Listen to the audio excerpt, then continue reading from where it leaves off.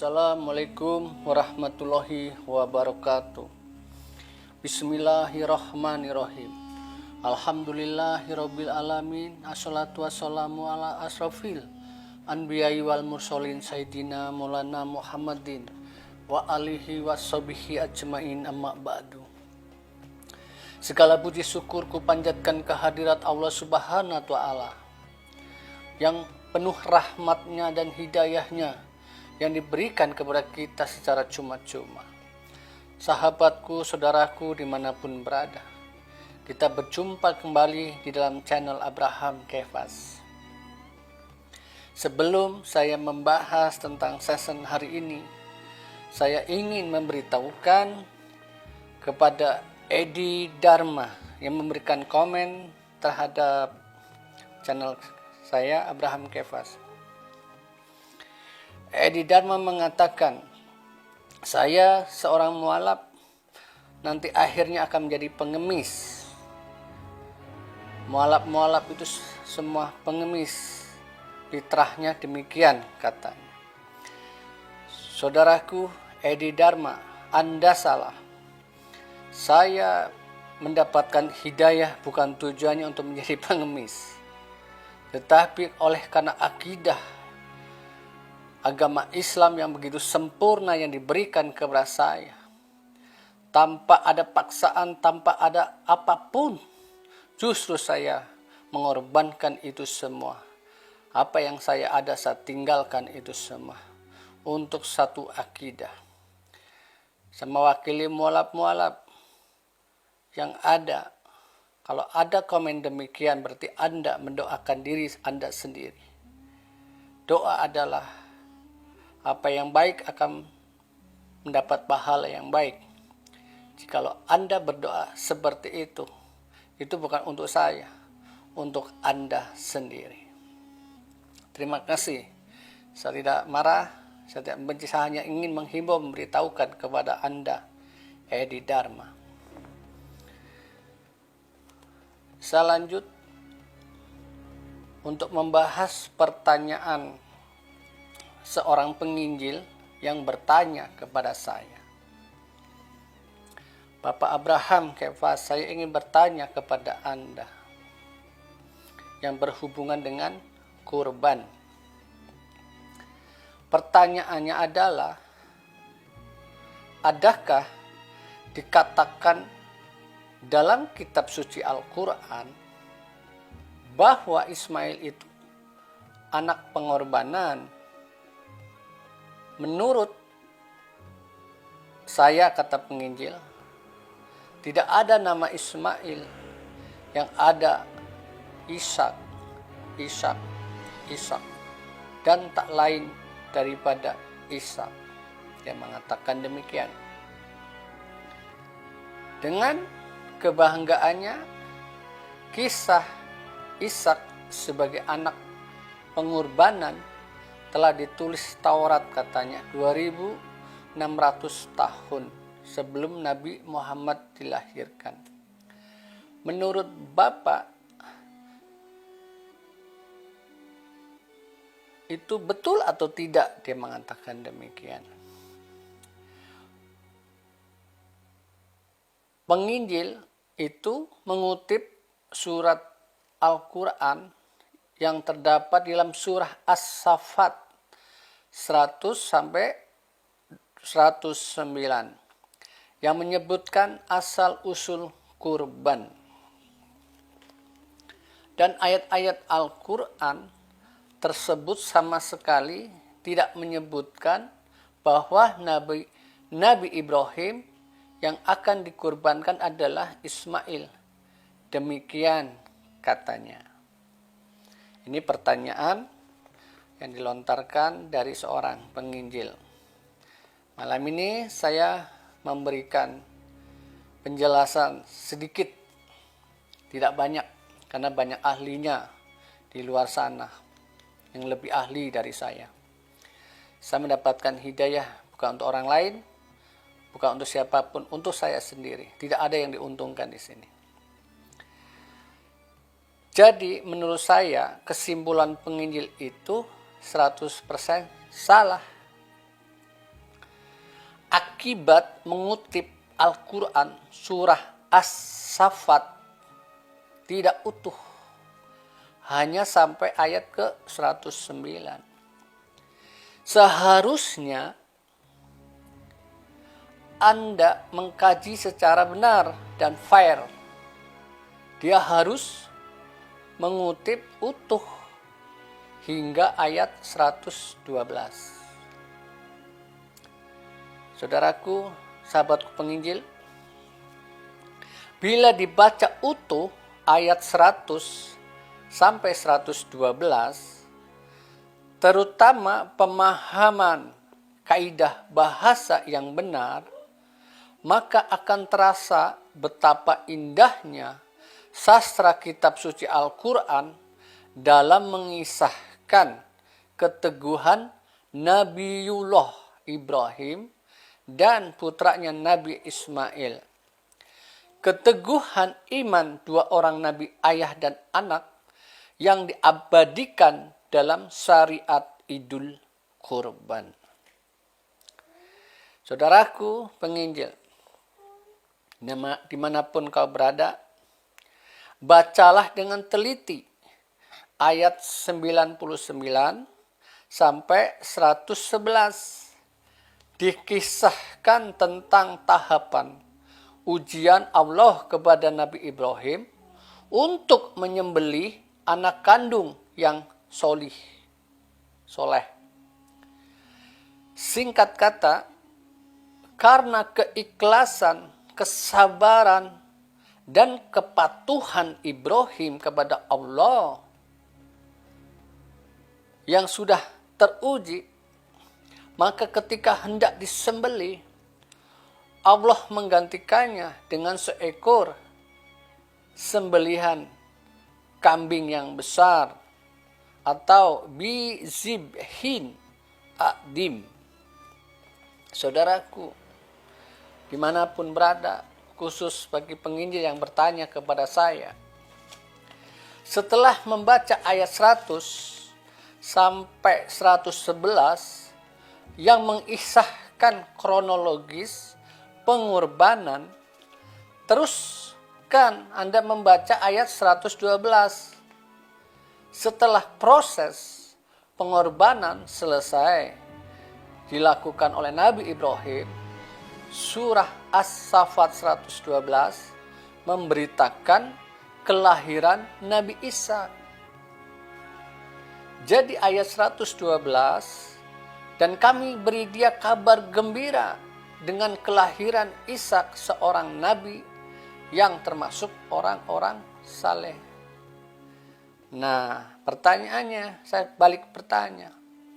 Jika Nabi Ishak lahir setelah terjadinya peristiwa penyembelihan, maka dapat disimpulkan secara otomatis anak soleh yang hendak dikorbankan Nabi Ibrahim itu pastilah Nabi Ismail. Mustahil Nabi Ibrahim mengorbankan Ishak karena prosesi kurban dilakukan setelah Ishak atau sebelum Ishak lahir. Di sini dikuatkan atau diteguhkan kembali sebuah hadis riwayat dari Al-Hakim dalam Manaqib meneguhkan kesimpulan ini. Rasulullah SAW bersabda, "Aku adalah keturunan dua orang bapak yang hampir disembelih. Ana ibnu Ajjabihain." Dalam silsilah Rasulullah, dua orang yang hampir disembelih itu antara lain, pertama Nabi Ismail yang hampir disembelih, ayah handanya Nabi Ibrahim. Kedua, Abdullah, ayahanda Nabi yang hampir disembelih karena ada nadar jahiliyah. Disebutkan dalam sejarah bahwa Abdul Muthalib, kakek Rasulullah, pernah bernazar kalau diberi 10 anak laki-laki, maka akan menyembelih satu sebagai kurban. Lalu jatuhlah undian kepada Abdullah, ayah Rasulullah. Mendengar itu kaum Quraisy melarangnya agar tidak diikuti generasi setelah mereka. Akhirnya Abdul Muthalib sepakat untuk menebusnya dengan 100 ekor unta. Saudaraku, sahabatku, dimanapun berada. Karena dua kisah inilah, maka suatu hari seorang Badui memanggil Rasulullah SAW, "Hai anak 2 orang sembelihan." Beliau hanya tersenyum. 2 orang sembelihan itu adalah Ismail dan Abdullah bin Abdul Muthalib. Baiklah, saudaraku penginjil, mari kita baca ayat-ayat Bible tersebut dibaca dengan teliti dalam Kejadian pasal 22 ayat 2 yang mengatakan demikian. Firman-Nya, "Ambillah anakmu yang tunggal itu yang engkau kasihi, yakni Ishak. Pergilah ke tanah Moria dan persembahkanlah dia di sana sebagai korban bakaran pada salah satu gunung yang akan kukatakan kepadamu." Nah, di sini atas dasar ayat inilah umat Kristen mengklaim bahwa anak yang hendak dikorbankan Nabi Abraham adalah Ishak, bukan Ismail. Benarkah kesimpulan ini? Mari kita belajar kritis. Nama Ishak dalam Kejadian pasal 22 ayat 2 disebut anak tunggal Abraham. Itu patut dipertanyakan karena fakta-fakta dalam Bible menyebutkan bahwa Ismail dalam Alkitab berusia 14 tahun dibandingkan adiknya Ishak. Karena Ismail dilahirkan ketika Abraham berusia 86 tahun. Ini terdapat di Kejadian pasal 16 ayat 16. Dan Ishak dilahirkan ketika Abraham berusia 100 tahun. Jadi tidak mungkin yang dikorbankan itu Ishak, karena Ismail lebih dulu. Penginjil yang saya hormati, penginjil ini untuk menutupi kekeliruannya, ayat tersebut menyatakan Ishak sebagai anak tunggal Abraham. Karena Ismail bukan anak sah Abraham, dia mengatakan demikian.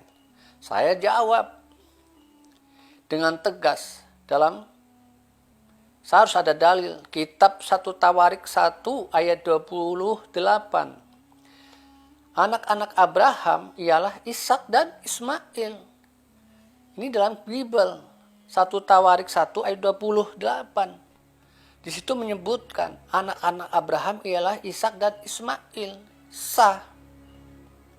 Bukan anak tunggal. Bila seorang penginjil menuduh Ismail anak sebagai anak rekayasa dan anak yang tidak sah dari Nabi Ibrahim, otomatis menghina Ibrahim sebagai nabi yang pernah mengalami kecelakaan iman sehingga menurunkan anak rekayasa yang tidak sah. Di dalam Kejadian 16 pasal 1, Kejadian 16 ayat 1 sampai 4 bahwa Ismail lahir dari pernikahan sah atau resmi antara Abraham dan Hagar atas persetujuan istri pertamanya. Ini semua ada di dalil kitab Bible. Di dalam surat Al-Quran Al-Ankabut 27, Nabi Ibrahim sebagai nabi yang soleh, yang bergelar Khalilullah, kesayangan Allah. Dalam surat An-Nisa 125, justru saya sangat menghargai dan menghormati Nabi Ibrahim. Saudaraku yang dimuliakan Allah Subhanahu wa Ta'ala, disinilah penjelasan saya biarpun sedikit. Saudaraku, biarpun sebanyak apapun yang saya katakan, mereka mungkin tidak akan pernah percaya dan mendengar. Karena di dalam surat Al-Baqarah ayat 6, innalazina kafaru sawa'un alaihim anjartahum amlam turjirhum layu minun. Artinya apa? Sesungguhnya orang-orang kafir sama saja bagi mereka. Engkau Muhammad beri peringatan atau tidak beri peringatan, mereka tidak akan beriman.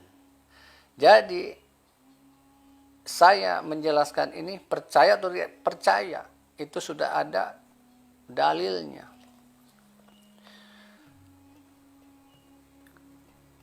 Di dalam surat Al-Baqarah ayat 7 juga, qatamalahu ala qulubihim wa ala sam'ihim wa ala absarihim kisyawatu wa lahum azabun azim. Allah telah mengunci hati dan pendengaran mereka. Penglihatan mereka telah tertutup dan mereka akan mendapat azab yang berat. Saudaraku dimanapun berada, disinilah saya hanya bisa menceritakan singkat. Mau saya ceritakan banyak pun, mereka tidak akan pernah percaya dan tidak akan pernah mendengar, kecuali pintu hidayah itu dibukakan kepada mereka semua. Saudaraku yang dimuliakan Allah Subhanahu wa Ta'ala, dimanapun berada, kenapa saya percaya kepada ajaran Rasulullah Sallallahu Alaihi Wasallam? Begitu sempurnanya kitab yang dibawa kepada umatnya yang terakhir. Ada pertanyaan dari kaum awam fanatik bertanya kepada saya, Bapak kan sekarang sudah menjadi seorang Islam.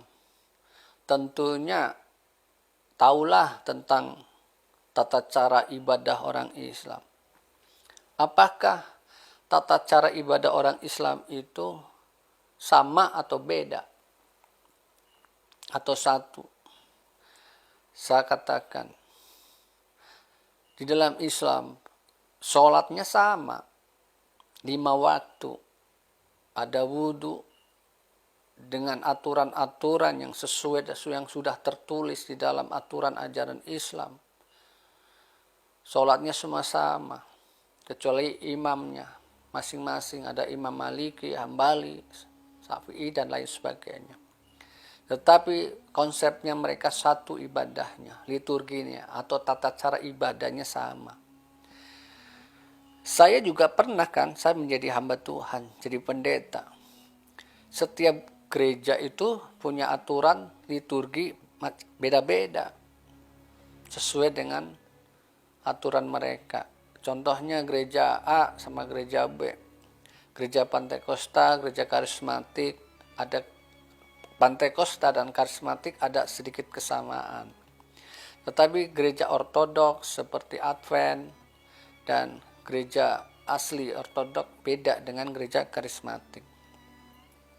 Jadi di sini ada perbedaan. Kalau di gereja kan ada nyanyi, ada yang nggak pakai musik, ada yang pakai musik dan lain sebagainya. Tetapi dalam ajaran Islam dilakukan dengan khusyuk. Itu yang membedakannya. Terus pertanyaan kedua, jikalau ada orang Islam meninggal tanpa ada anggota masjid manapun, dia bilang begitu, apakah seorang jenazah ini bisa dikuburkan? Tentunya di dalam Islam saya bilang bisa. Contohnya saya bilang, saya pernah mendengar dan saya pernah melihat ketika saya mendapatkan hidayah dan masuk Islam. Ada seorang perantauan, seorang ibu-ibu. Dia entah dari mana, dia beragama Kristen, meninggal. Terus dibiarkan. Ada yang bertanya, kenapa gereja tidak mau menguburkan? Gereja A bilang, dia bukan anggota saya, bukan jemaat saya. Mungkin simpatisan lain. Akhirnya, yang mengubur jenazah itu adalah siapa? Orang Islam. Kenapa orang Islam? Karena di dalam hukum Islam, ketika ada orang meninggal, keliling di satu lingkungan ada 40 kakak atau 40 keluarga, tidak menguburkan, mereka akan berdosa. Jadi yang menguburkan ada orang Islam. Ini yang saya tertarik. Dalam ajaran Islam itu komplit dan sempurna. Tidak memandang siapapun. Nah, di sini itu yang membuat saya bahwa ajaran Islam ini adalah ajaran yang diridhoi Allah Subhanahu wa taala. Di dalam perjanjian baru, Kristen yang sekarang, yang arti kurban adalah Yesus Kristus yang dikorbankan di atas kayu salib untuk menebus dosa-dosa manusia. Ya, kalau manusianya bertobat. Kalau manusianya tidak bertobat, betapa enaknya mereka dijamin masuk surga. Nah, di sini.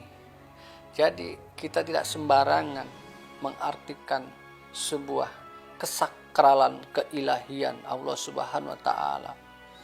Kita bukan seperti mengajak ngomong sesama teman. Kalau kita berbicara tentang Maha Zat, Maha Pencipta, Maha Agung, Maha Karya, saudara dan saya diciptakan sama, makan nasi sama. Tetapi kita memiliki Allah Subhanahu wa taala yang menciptakan langit dan bumi, jagat raya dia punya, samudra raya, lautan dia punya. Kita sebagai manusia hanya bisa bersyukur. Kadangkala kita tidak mengindahkan apa yang menjadi tujuan dan maksud Allah Subhanahu wa taala kepada kita sebagai manusia. Kita diciptakan dengan sempurna, dimuliakan, sampai iblis itu iri kepada kita. Tetapi saudaraku, dimanapun berada, kita ada di dunia ini, di alam ini, bukan saling untuk menjatuhkan, saling membenci, saling merusak, tetapi Allah mengajarkan kepada kita semua untuk berbuat kebaikan. Kalau kita berbuat kebaikan, niscaya balasan itu akan diberikan kepada kita semua. Jadi saudaraku dimanapun berada, saat ini saya Abraham Kefas. Saya bersyukur bisa menyampaikan kabar baik ini. Sekalipun banyak gunjingan, tidak percaya, ragu dan lain sebagainya. Tetapi satu hal, saya dapat hidayah bukan untuk keuntungan siapapun, untuk saya sendiri yang akan dipertanggungjawabkan kepada Allah Subhanahu wa taala. Demikianlah yang bisa saya sampaikan. Nanti kita sambung kembali di session berikutnya. Khairul kalam, wabillahi taufiq wal hidayah. Assalamualaikum warahmatullahi wabarakatuh.